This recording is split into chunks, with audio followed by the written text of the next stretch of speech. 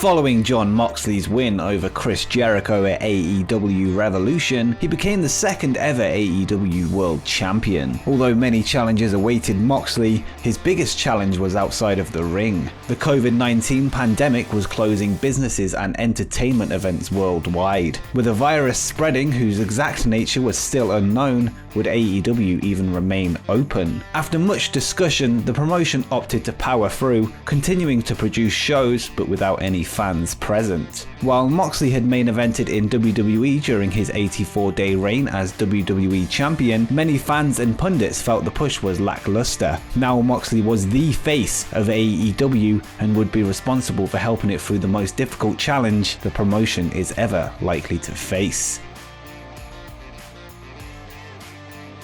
Moxley's first defense of his title came against Jake Hager, someone with close ties to the man Moxley defeated for the title weeks prior. Jericho's Inner Circle enforcer had beaten Moxley senseless after a tag match which saw the champion team with Darby Allin facing off against Chris Jericho and Sammy Guevara. Now Hager was stepping into the ring for AEW's biggest prize. Jon Moxley told the fans to expect an ugly, brutal fight, while Hager said he didn't care about winning the belt for glory, it was all about the extra money that came with being champion. Moxley and Hager met on the April 15th, 2020 episode of Dynamite in an empty arena no-holds-barred match. Moxley faced an extraordinary challenger in Hager, who was an all-American amateur wrestler as well as an undefeated fighter in Bellator MMA. Hager had the size, power and brawling ability to match Moxley along with submission skill that could prove decisive. In fact, Moxley had trained in MMA himself for his role in the film Cage Fighter Worlds Collide, and he had incorporated this training into his moveset and wrestling persona. Ultimately, the no-holds-barred rules proved decisive as Moxley blasted Hager with a chair, then delivered the paradigm shift onto the weapon. Moxley's first title defense was done,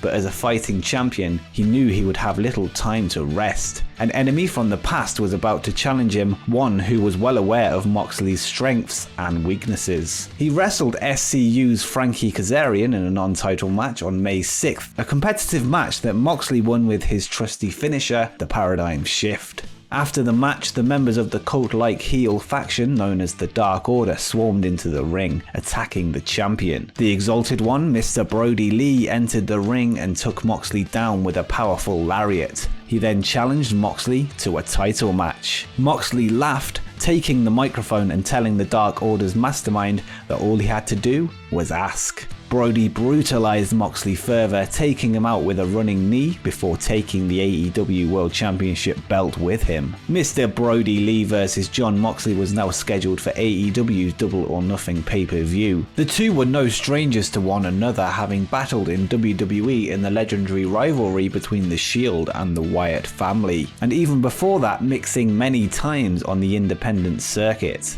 Moxley has experience fighting the numbers game against the Inner Circle, but could he do it again against the Dark Order? Brodie decided to test Moxley's mettle by pitting him against 10 on the Dynamite before Double or Nothing. Moxley destroyed him in under 5 minutes. After the match, the champion trapped 10's arm in a steel chair, threatening to break it if Lee didn't return the AEW Championship. When Lee refused, Moxley proved a man of his word, injuring Lee's minion. Double or Nothing couldn't come soon enough for fans waiting to see Brodie Lee versus Jon Moxley. While the match was held under traditional rules, the referee was lax in enforcing them, giving both men leeway as they brawled in and out of the ring. Moxley found Lee to be an unstoppable juggernaut, at one point hitting the Paradigm Shift on the entrance ramp, sending himself and Lee crashing through it. The war wasn't over, as Lee emerged from the ramp bloody but not beaten. If 2 Paradigm Shifts hadn't finished him, what would? Moxley dug deep and relied on a hold he'd picked up during his MMA training, locking in a rear naked chokehold until Lee was unable to respond, causing the referee to stop the match. Earlier that night, Brian Cage debuted as the final entrant in the Casino Battle Royal, with ECW legend Taz by his side. Cage came away the winner, earning a future shot at the world title, with Moxley in his sights. Moxley defended the title against Brian Cage at AEW's Fight for the Fallen special edition of Dynamite on the 15th of July. Moxley had previously been scheduled to fight Cage during AEW's 2-night Fyter Fest special, but was forced to pull out due to his wife Renee Paquette's positive COVID-19 test. When the match did happen, it was well booked,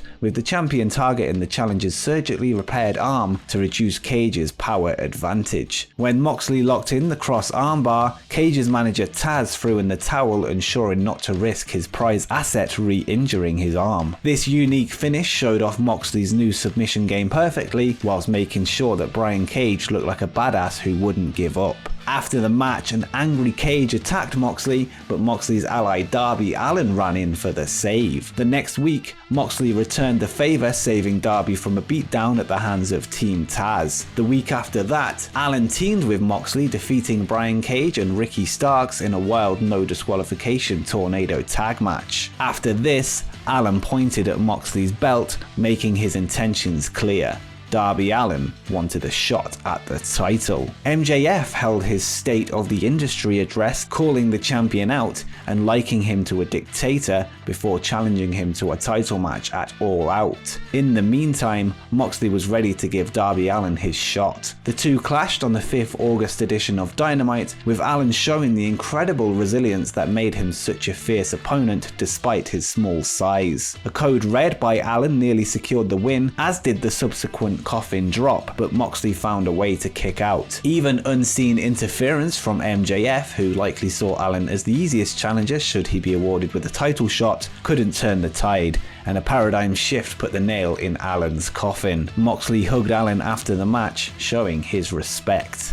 MJF was next in line as he appeared on Dynamite mocking the champion whilst continuing his #MJF2020 movement. He used phrases such as "not my champion" and calling Moxley Dictator John, a clear spin on current events in American politics. The familiar record scratch played as MJF's entourage rushed into the stands where Moxley usually makes his way to the ring. Jon Moxley bypassed MJF's line of defense coming out of the entranceway as he hit the paradigm shift on his mouthy opponent. The next week, an infuriated MJF challenged Moxley to a match with the stipulation that Moxley could not use his finisher, a move that had been devastating during his AEW run. Moxley agreed and the match was set for All Out. 3 days before the big showdown, Moxley defeated MJF's trusty attorney Mark Sterling on Dynamite, but immediately after the match, MJF and his henchman Wardlow beat him within an inch of his life,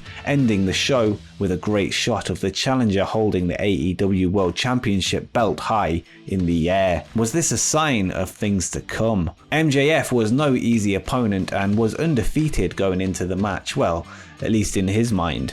The presence of Wardlow at ringside only made things tougher for MJF's opponents, and now Moxley could no longer rely on his famous finisher. MJF never looked better, but Moxley's previously seen counter wrestling skills kept him alive. Finally, MJF resorted to chicanery when the referee was distracted, as Wardlow threw MJF the Dynamite Diamond ring so he could add some power to his punch. However, MJF fumbled the catch, and while the referee was still distracted, Moxley hit the forbidden paradigm shift, pinning MJF. Another excellent finish to a title match, further showing the diversity of Moxley's reign as champion. Earlier in the night, Lance Archer won the Casino Battle Royale, earning an AEW World Championship match. Meanwhile, Moxley's old running partner Eddie Kingston claimed he had been cheated out of the 21-man Battle Royal and demanded a title shot. Following Lance Archer's positive COVID test, a 6-man tag match featuring the champion and the challenger was cancelled, being replaced by a one-on-one AEW Championship match between Kingston and Moxley. Kingston came up short as Moxley applied the Bulldog Sleeper, forcing the referee Bryce Remsburg to stop the match. Afterwards, Kingston and his teammates destroyed Moxley in the ring. The title was then put on the line against Eddie's stablemate, The Butcher, a gruesome opponent and one who would be no pushover. It did prove to be a tough match, with Moxley still recovering from the previous week's attack. The Butcher's offense was vicious, but it wasn't enough. Moxley hit the trusted paradigm shift before forcing the Butcher to tap out to the Bulldog choke. Following his absence, Lance Archer was next, with the Murderhawk Monster finally getting his title shot at the 1-year anniversary of Dynamite. With the twisted genius of Jake the Snake Roberts guiding him and his powerful frame that seemed incapable of feeling pain, Archer was ready to beat Moxley senseless. Moxley threw everything he had at Archer but just couldn't put him away. Multiple paradigm shifts, even through a table, wasn't enough, but Moxley managed to catch him off guard with a quick roll-up.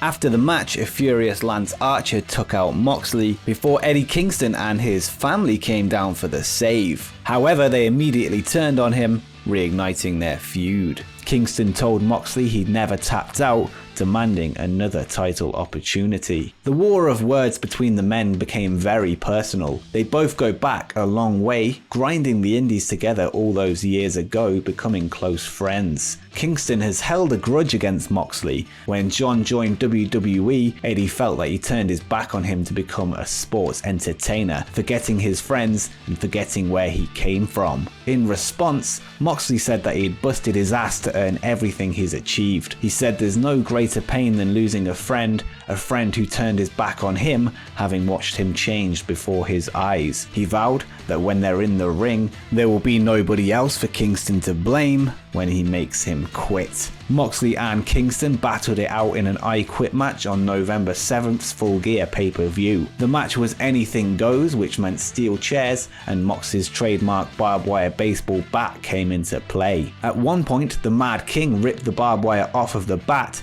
wrapping it around his hand and torturing Moxley. The match was brutal, sadistic, and lived up to the excellent build. Later on, Moxley took the strand of barbed wire and wrapped it around his forearm, choking Kingston and forcing the challenger to submit in the most vicious of ways. AEW had another top star seeking Moxley's belt, no other than the cleaner Kenny Omega. Omega was coming off the back of winning the AEW World Title Eliminator Tournament, which named him the #1 contender. Kenny was right in the middle of a slow burn heel turn, a turn that was about to hit the accelerator. The two had met a year prior at Full Gear 2019 in an unsanctioned match. It was Moxley who came away with the victory in an environment that he was very comfortable in. This time the match would take place under standard rules, which Omega believed would play to his advantage. They were set for a world title contract signing on the 18th November edition of Dynamite.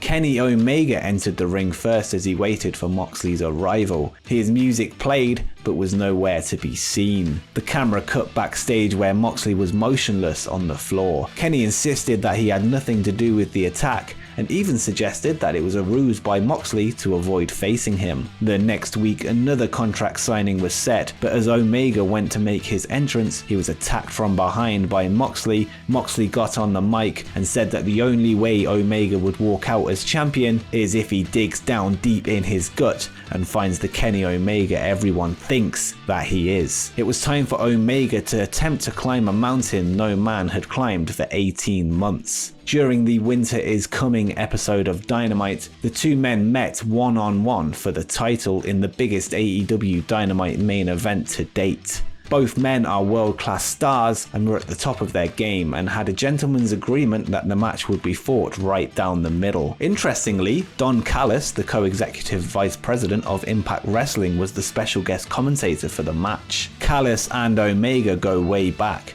and had also commentated on Omega's match against Hangman Page in the AEW Eliminator Tournament Finals, which earned Omega the shot in the first place. As this wasn't the first time we'd seen him, nothing seemed out of the ordinary. Deep into the match, Moxley began to let his emotions get to him. He dropped Omega with a paradigm shift, seemingly on the verge of victory. Moxley then looked like he was about to break the gentleman's agreement, throwing chairs into the ring. However, he sat down on the chair, sitting Omega on the other. He dared the challenger to slap him as the two hit strikes back and forth. At one point, it appeared the match would have to be stopped following a paradigm shift from Moxley, who drove Omega into a heater that was set up at ringside. Omega's friend Don Callis ran to the ring with a microphone, asking the referee to check on Omega. Callis then continued to distract the referee as Omega grabbed his microphone, clobbering Moxley and turning his face into a crimson mask. Omega proved relentless, landing 4 V-triggers on Moxley, ending the match with the one-winged angel for the pin. Omega had betrayed the gentleman's agreement, but that was only the beginning. Omega raced out of the arena with Callis, and fans would quickly learn that Omega was now aligned with Impact Wrestling. What would the future hold for the AEW World Championship in the hands of the belt collector?